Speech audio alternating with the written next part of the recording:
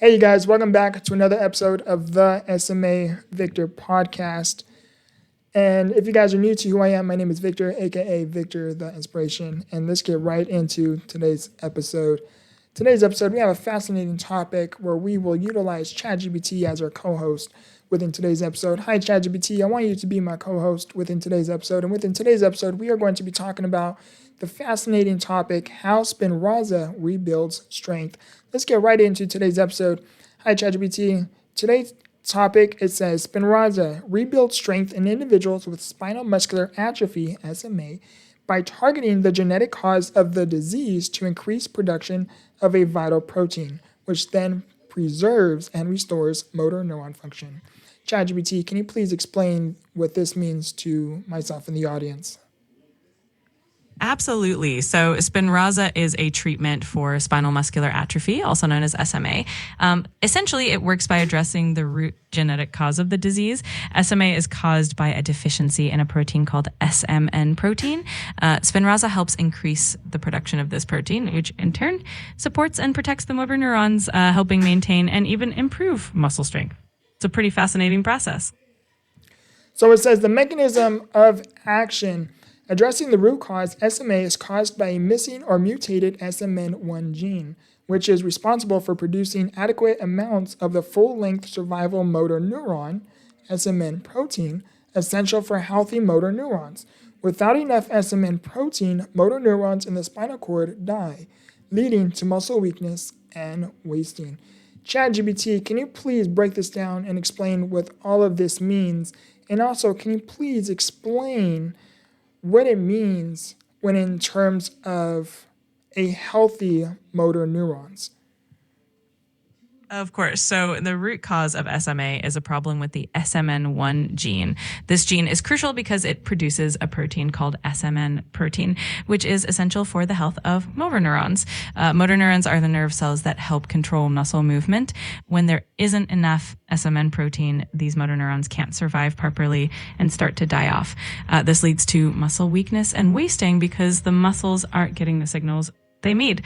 A healthy motor neuron, on the other hand, is one that's thriving and sending signals effectively to the muscles and keeping them strong and healthy. And so essentially motor neurons is the way our minds connect with each other, function with one another. It's a connection where our mind is like, hey, this exists, let's get this moving. Now, when you have SMA, our motor neurons are weakened, where our connection to communicate with one another, it makes it a lot more difficult compared to the ordinary individual who doesn't have SMA. And to put it simply, SMA is essentially like your Wi-Fi modem. And Spinraza helps strengthen that connection. As SMA, because SMA is progressive, the more time passes, the more further we begin to pull away from this Wi-Fi modem, which weakens our connection. Now, what Spinraza does is it helps strengthen our connection so our mind, our motor neurons can communicate with one another to say, hey, this exists. We need to communicate so we can make this work. That's a fantastic analogy. In other words, motor neurons are like the communication lines between our brain and muscles, and SMA kind of weakens that connection. Spinraza helps to keep that connection strong, almost like boosting the signal on that Wi-Fi so that everything stays connected and muscles stay stronger for longer. Great explanation. That's a great way to say it, and I am going to begin to incorporate that within my communication, which, Spinraza helps boost that connection, or SMA treatments help boost that connection. Let's move on to the next topic. It says targeting the backup gene. So we have an SMN1 protein gene, and we have an SMN2 backup gene. And we will be talking about that right now, briefly. Targeting the backup gene, humans have a nearly identical backup gene called SMN2. But it typically produces a shortened, non-functional SMN protein due to an error in the splicing process. ChatGPT, I have two questions for you. One, can you please break this down for myself and the audience?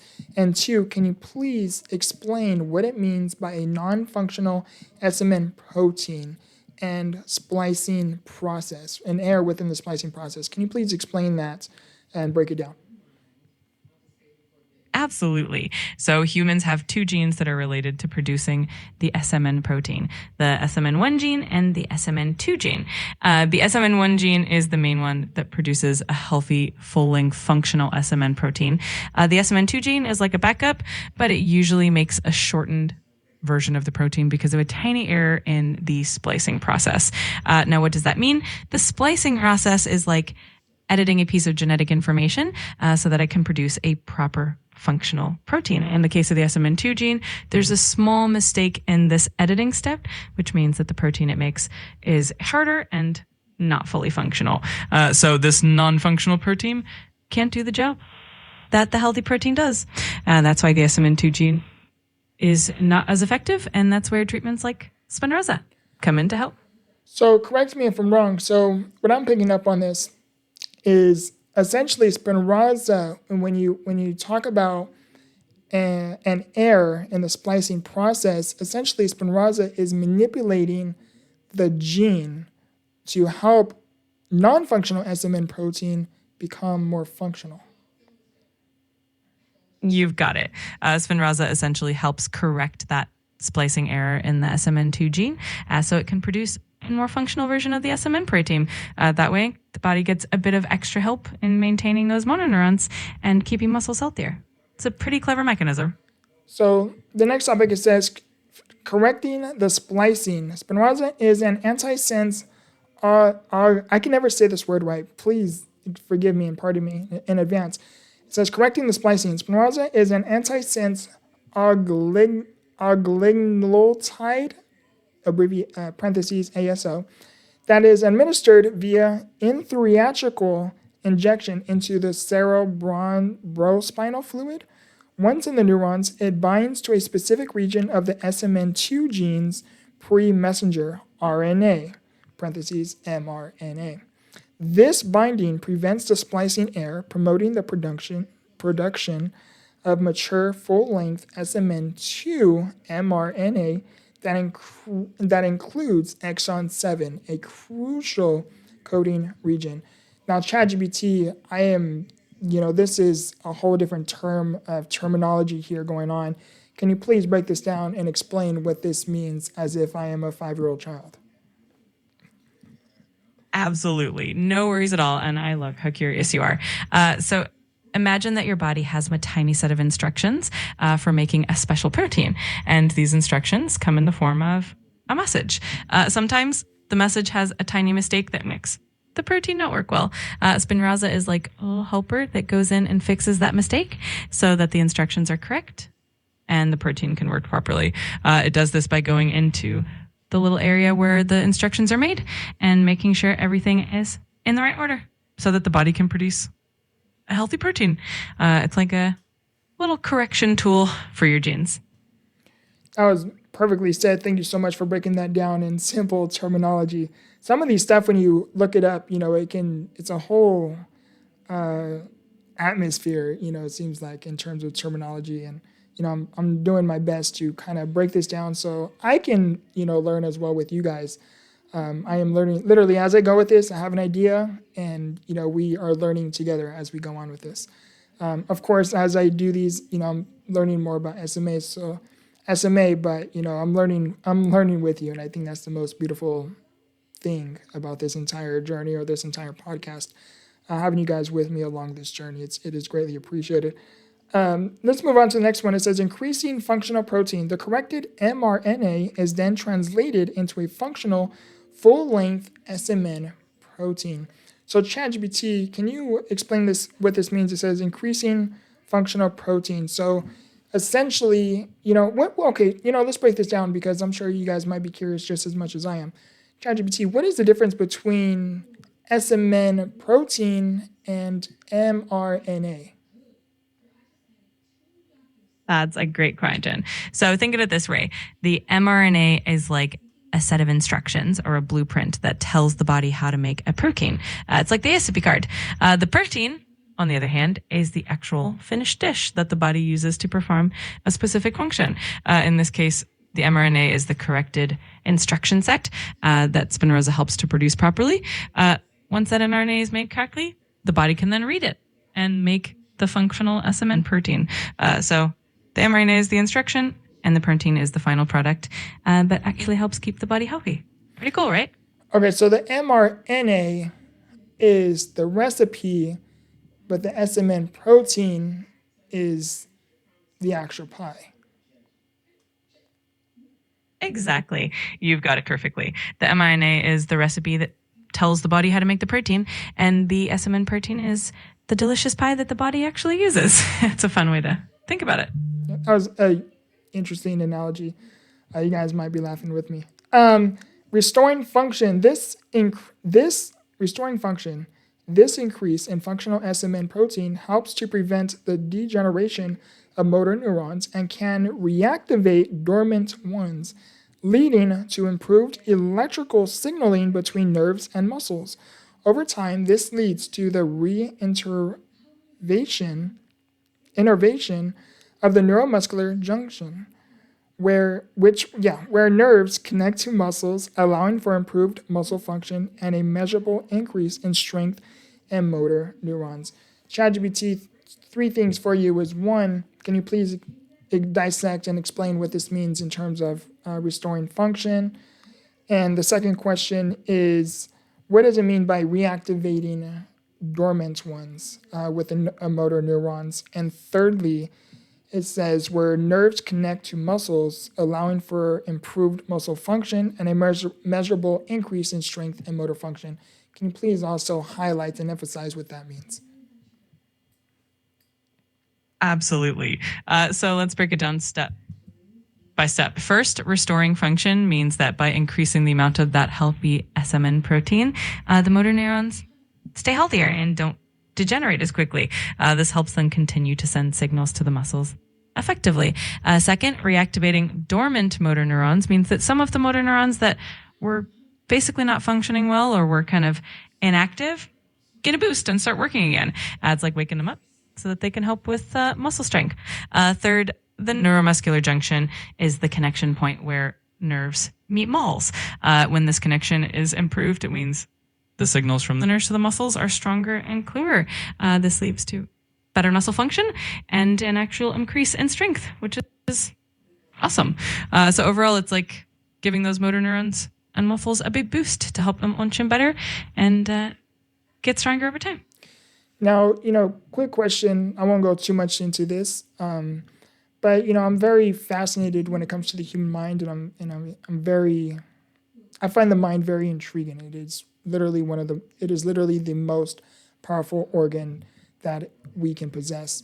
Now, when it says reactivate dormant ones, is it possible to kind of navigate this process with our mind to kind of reactivate these motor neurons? Am I explaining that correctly or asking the right question?